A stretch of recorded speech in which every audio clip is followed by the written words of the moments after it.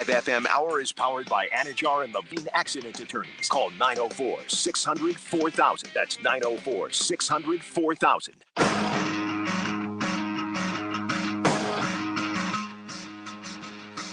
You mad, bro? 1010XL, 92.5 FM. Join us in the sports den. Call or text 641-1010. Open up your heart and let that hate out. I honestly, James, don't understand how these guys, like especially like linebackers in the NFL level, can function day to day. These guys are taking.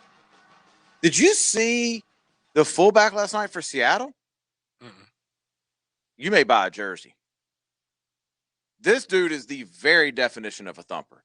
He just runs and just hits anything in his way. That's good. It's the definition of a good fullback. By the way, Russell Wilson, are you kidding me? Last night, balled out. He was that Hunter Henry? I don't know. Oh, I hope it wasn't. Yeah, it was. Damn it! Yeah, boy. I mean, he didn't play that great, but that last drive was unbelievable. 90 yards, 2 drop touchdown passes, and he's still on 4th down, wins the game. Russell Wilson's a different breed, man. DK as well, man. Well, DK dropped the first touchdown pass. And yeah, you're right. But that 4th down. Oh yeah. And then the catch he did make for the touchdown. Yeah. What do you think about the Vikings going for it? I loved it. Yeah, I did too. I mean, because the reality is, you kick a field goal and they're still a 1-score game, right? And it would have made the ball, right? And if you get the half a yard, which they've been getting like 6 yards a carry. Yeah. Game's over. I mean, even after Dalco went out last night, they were just gashing him. Who's that 25? I don't know, but he looks like a stud, man. Let me grab, before we get to anybody's 8 o'clock, is this Lewis? Is that his name? Yep. Lewis, what's up? How's it going, man? Good. How y'all guys doing tonight? We're great, man. That's good, man. Bad weekend for the Florida and Jaguars, man. But we're getting that week. Back to that Davis fumble. He actually got it punched out. Did he? Yeah, you can't expect that, man. That just happened. I mean, but you gotta carry that ball, man. You gotta hold on to it. But yeah, I didn't remember seeing like what happened. I know he had gotten the handoff clean, but I didn't see. Yeah, number one put a hand in it. He got a good hand on it. It happens, man. Yeah. If you got 3 points of contact on the ball, the tip on your fingers, elbow. He wasn't that far downfield. He was probably still he should have had 2 hands on it. Yeah, well, I was about to go to that part, but even if you have it here and it's on your person, it should be fine. But we call it 2 hands in a thicket. Put both hands over it. It's impossible to punch it out. The only chance you can do that is if you got my coach used to say, you got a little daylight in the cavity. If you got that elbow up a little bit, that's how you fumble it. Yeah, I'm looking. I mean, I can make this my 8 o'clock. Appreciate the call, Lewis. You just 12 of 15 and 1 of 1, so 13 of 16 is what Texas A&M was on 3rd and 4th down. Ooh. But they kept him conservative. Like they weren't getting like 3rd and 12s and stuff like that. To me, it was like they were controlling the clock. They were getting into 3rd and shorters. And Kellen Mond is not going to play like that most games. This was just like a mixture of the worst things that could have happened. No, it was. There was a lot of perfect storm moments for Florida. But if you are truly a top 5 team, I'm going to stay consistent with this. That game's not that close at the end. Like, if you're truly a top 5 team, then you find a way to get 2 stops and you score. And until you can figure that out, they don't do rankings by individual position units, do they? I mean, it's team, right? Yeah. So I don't care if your defense gives up 41. You got to score 42. Right. I mean, Alabama gave up how many last week? I mean, 40 plus. Right. But they never gave Ole Miss a chance to flip the script on them because they scored every time they had the ball. Like, if you have a Heisman Trophy candidate quarterback and you have a tight end that's supposed to be the best in the country that apparently people still aren't figuring out how to cover, and you have all these other weapons. He was hurt, by the way. That you've got to who? It looked like Pitts in the second No, I'm half. saying like people still have not figured out how to cover him. Yeah, like, he's yeah, such a yeah. bad I'm just matchup. saying we were talking about a mixture of bad things. That's definitely one of them. Yeah, I don't know. I'm not giving anything to Florida. Like, there's no excuse on why you lose that game. But there's also no reason to think that your schedule. Like, I've heard Florida fans, or I saw Florida fans on Twitter talking about, man, we're a 3-loss team. Man, y'all just stop. Maybe they do lose 3, but that's not a 3-loss team. This happens every single year in college football to some of the best teams. Every year there's that one game. The elite teams pull that one game out. Clemson has that one game every year. Most of the years, they pull it out. They find a way at the end to pull it out. Like Alabama, I mean, how many natties have they won with one loss? I mean, they get mulligans all the time. All of Florida's natties came with one loss. Yeah. I mean, so you just go win football games. I'm sorry. Y'all even have I got a couple, but I definitely have one. And it's my university. It's got nothing to do with the loss, and it's got nothing to do with Mike. So we're all just going in our own colleges. I like this. I like Mike. Mike continues to tell people how he wants to be judged. Mm-hmm. He doesn't believe in moral victories. And one of the worst things that could happen to you, well, it's a lot of bad things, but it's definitely annoying, is when you tell somebody, this is how I want you to treat me. Mm-hmm. And it's reasonable. Mm-hmm. And instead of treating you that way, they treat you worse. And not worse like mean. They treat you like a baby. They say, oh, shuck, it's okay. No, it's okay to be a loser because this happened to you. And the FSU fan base is so happy for a victory that they're making up moral victories. I saw somebody post, the bright side of things is that the defense held Notre Dame to 7 points in the second half. That doesn't tell the full story. Notre Dame's defense held Florida State to 6 points in the whole half. Florida State scored 20 points in the first half. I believe 2 field goals, 2 touchdowns. Mm-hmm. That sounds pretty good. At one point, Florida State was winning 17-14. Mm-hmm. FSU's points came off of crazy turnovers that happened with Notre Dame. One being a fumble, like got we punched talked about out last week. Yep. Which y'all needed. Which you needed to happen. And then a muffed kick. But outside of that, any manufactured drives, it did not happen.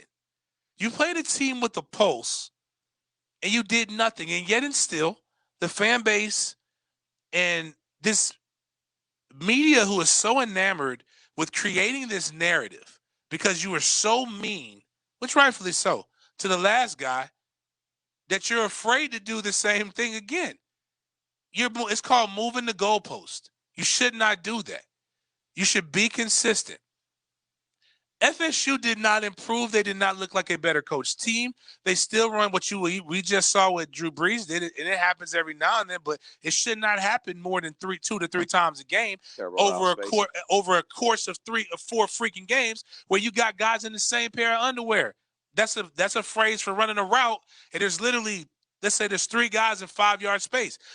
There was a play when Tamarind Terry dropped the ball in the end zone, and people say, you put your hands on it, you should catch it. But they don't understand the fact that it was 2 post routes that literally met each other in the end zone. That should be impossible to happen. Wasn't there an interception right there as well in the end zone?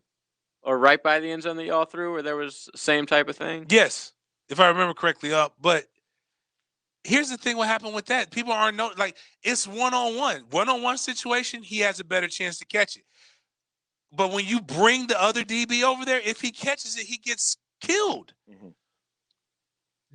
If that happens once, all right, those guys did bad. But if it happens numerous times, you're literally calling that.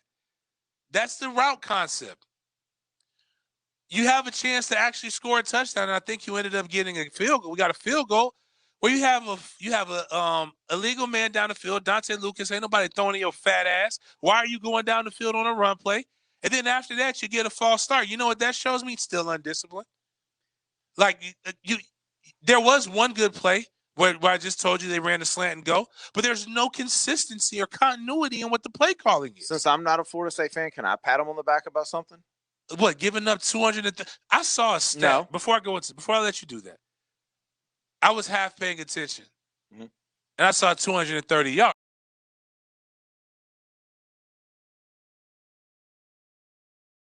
And I'm like, okay, 230 yards and a half. It's not bad, Run, pass. They've been running the ball. Then I realized it was 230 yards rushing. Yeah, they gave up 353. They ran this crossing route. Our defense couldn't stop the crossing route. They were running counters. We don't know how to y'all, spill. We all of a sudden, we got the defensive ends learn how to spill and Pop Warner. We got defensive ends not spilling and giving up big plays. They could have ran a counter or really could have just ran right at us, ran crossing patterns. They could have burnt Seven, who I have no idea why we even brought him into Florida State from Mississippi State. Mississippi State was glad that he left. You can't say it was a moral victory when they could have literally done whatever they wanted to do to you. And they show compassion. That's what they show. That's what was it really like that? Dude, there was no stopping their offense except for themselves. Defensively, when they wanted to blitz, they got there. So, because what I was going to say, the halftime score was 35-3, right? No, 35-20. I'm sorry. Yeah. 35-20. Yeah. I was thinking about y'all scoring in the second quarter. I'm looking at it. Florida State teams the last few years, that final would have been 50-something to 20. Right. So they fought. No, I'm pointing out. We talked about this last week. Right. And this is what I'm saying. But here's what happened with Notre Dame. And this is why I was telling people Notre Dame hadn't played in 2 weeks. Last week, Notre Dame had 30-plus players that could not practice due to the COVID. Didn't realize that. You literally went up against a team who a third of the team couldn't do anything, really.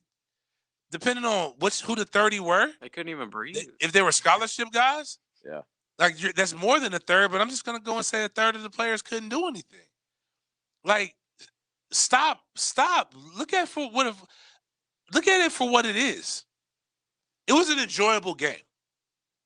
Yeah. But the second half is what really tells the story. A team made adjustments and knew they had you beat just enough to where they could just milk the clock. Because that's what Notre Dame did. Do you feel better about Florida State right now than you did this time last week? No. Really? No. Okay. I don't know. It's not bad. I still don't know what I didn't watch feel. the game. And so I don't know. to put icing on the cake, I saw my good friend Monster, Bradley Jenkins. Yeah, that hurts today. At Dick's Sporting Goods a couple weeks ago. It was good. When you see a good friend, you see an old friend you haven't seen in a while, especially due to COVID. He had it. You check up on the guys. In passing, just a lob because he is. Hey, man, how's Brandon thinking about Florida State? He's staying encouraged. He talks to him, and Brandon, his son, is one of the top linebackers in the country. He's like, man, I like Mike. He's doing okay. I don't really know what they're doing. I'm asking questions, and it's gonna be hard to send my son. We're gonna have to see things going. And then I got myself prepared, but then I saw this, and I'm like, that's what I think people are failing. That the kid decommitted today. Yeah, that's what people aren't understanding is when you keep showing that product. Why would I go to Florida State? Especially when you have options, yeah. A lot of options. Moral victories. And a brother at Miami. Yeah, moral victories don't get you drafted. And you want me to come out there, you want me to put in, and I saw what my man Shade Tree said today. And he's right. Shade Tree was like, I wanted to make the coffee. I didn't want the instant coffee. And that sounds good. But Shade Tree's son ain't committed to Florida State for class of 22. So that tells me everything I need to know. Shade Tree ain't stupid either. But you gotta you gotta have guys who have focus on winning championships. I won't get into my other one, but that was just we got all week to get into all this stuff, but I don't want to leave the night without talking about Miami Clemson. We could do it. You want to do that in this next segment? Yeah, we're gonna have to. Oh, okay, I thought you were. This saying was the tease. Yeah, that was the tease. That's a tease. Wow. Yeah. Miami Clemson coming up next. Catch high school football play-by-play on 1010XL. This is Tim Krause of the Bishop Kenny Crusaders. We're back home on Friday night facing Westside. You can hear the game live at